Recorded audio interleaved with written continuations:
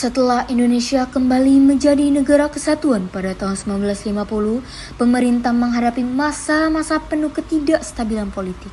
Demokrasi liberal yang dianut saat itu menempatkan kekuasaan di tangan Perdana Menteri yang memimpin pemerintahan bersama kabinetnya. Namun, kabinet-kabinet itu tidak pernah bertahan lama. Umurnya pendek, goyah oleh tarik-menarik kepentingan politik yang terus bergolak. Rencana untuk menggelar pemilihan umum sebenarnya sudah ada, namun tak kunjung terwujud karena pergantian kabinet yang terus terjadi. Baru pada masa pemerintahan Perdana Menteri Burhanuddin Rahab, pemilu akhirnya dilaksanakan 2 kali di tahun 1955. Kabar pemilu disambut meriah. Partai-partai politik gencar berkampanye, menyapa rakyat, memikat simpati. Pada tanggal 29 September 1955, rakyat memberikan suaranya untuk memilih anggota Dewan Perwakilan Rakyat. Kemudian, pada 15 Desember 1955, rakyat kembali ke bilik suara untuk memilih anggota Dewan Konstitusi, lembaga yang diberi tugas mulia, menyusun Undang-Undang Dasar baru Republik Indonesia. Pemilu berlangsung serentak dan tertib, dan 4 partai besar muncul sebagai pemenangnya, PNI, Masyumi, NU, dan PKI. Namun, harapan itu perlahan memudar. Dari tahun 1956 hingga 1959, Dewan Konstitusi gagal mencapai mufakat dalam penyusun konstitusi baru. Perdebatan ideologis, kepentingan politik, dan ketidakstabilan nasional membuat semua menjadi jalan buntu. Kecewaan muncul tumbuh di hati rakyat. Lalu, pada 22 April 1959, Presiden Soekarno berdiri di hadapan sidang konstitusi dan menyampaikan pidato penting. Ia mengajurkan agar Undang-Undang 1945 kembali dijadikan dasar hukum negara. Konstitusi menanggapi usulan itu dengan pemungutan suara, tetapi suara tidak mencapai quorum. Banyak anggota tidak hadir. Pemungutan suara kedua dilakukan pada 2 Juni 1959. Hasilnya sama, jalan buntu. Maka pada 3 Juni konstitusi memutuskan untuk reses.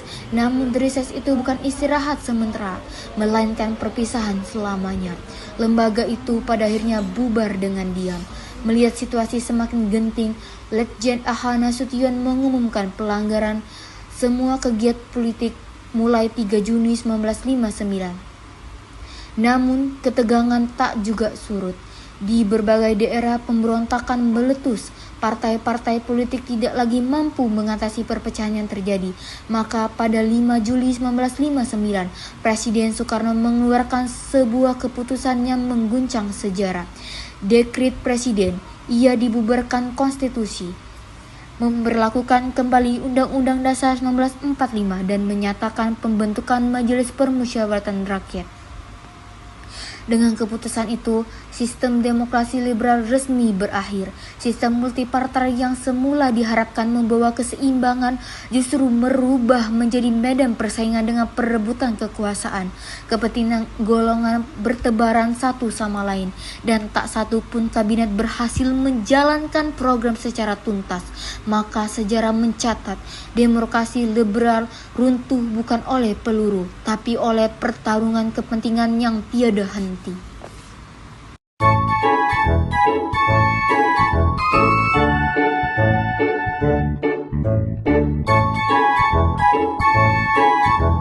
Tahun-tahun penuh gejolak itu mengubah arah bangsa Indonesia.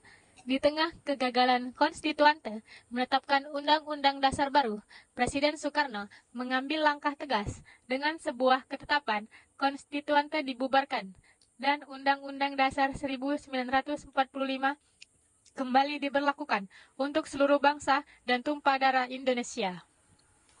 Sejak saat itu, undang-undang sementara tidak lagi berlaku. Lahir pula lembaga-lembaga baru seperti MPRS dan Dewan Pertimbangan Agung Sementara. Namun, bukan tanpa kontroversi. Anggota Majelis Permusyawaratan Rakyat Sementara tidak dipilih rakyat melalui pemilu, melainkan ditunjuk langsung oleh Presiden. Sebuah langkah yang menuai tanya, namun tetap dijalankan atas nama stabilitas nasional. Di panggung politik nasional, Tiga kekuatan utama bersaing memperebutkan pengaruh Presiden Soekarno dengan karismanya, Partai Komunis Indonesia dengan jaringannya, dan TNI Angkatan Darat yang mulai menegaskan perannya. Dalam pidatonya, Soekarno sering menyebut Old Depo dan Neo-Old Depo, istilah untuk negara-negara barat kapitalis yang dianggap sudah mapan secara ekonomi. Sebagai tandingan, ia mengusung gagasan politik mercusuar, membangun proyek-proyek raksasa penuh simbolisme. Kompleks olahraga Senayan, Monumen Nasional atau Monas, yang menjulang di jantung ibu kota sebagai lambang kejayaan bangsa. Di panggung dunia, Indonesia mengambil peran penting dalam gerakan non-blok, sebuah gerakan yang menolak keberpihakan pada blok Amerika Serikat.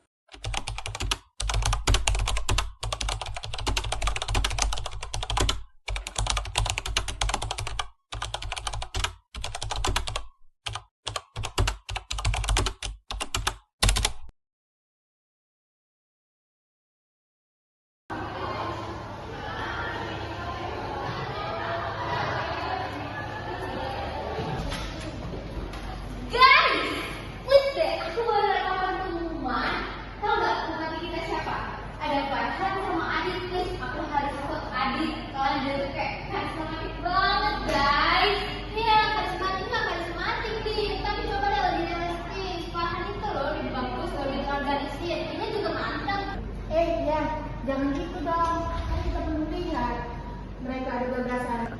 Enggak, kalian harus buat Adit. Adit.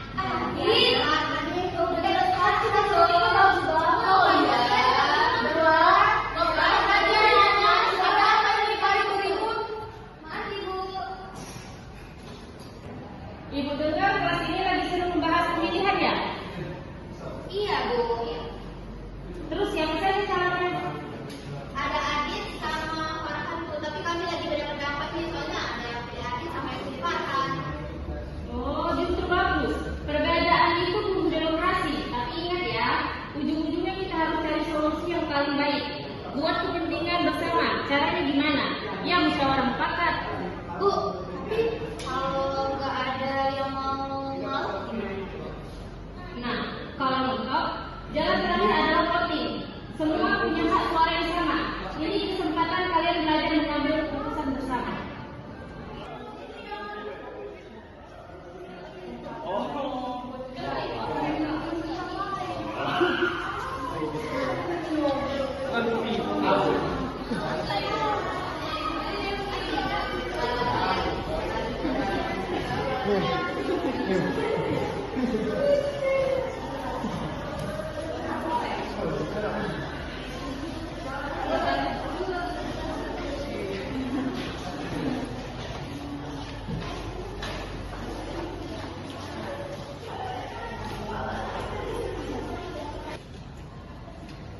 Nomor 2.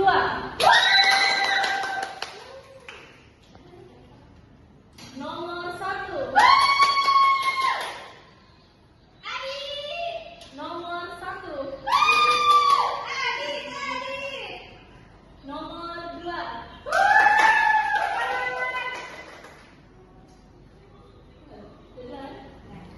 Umumin ya. Baik, kita tadi sudah melakukan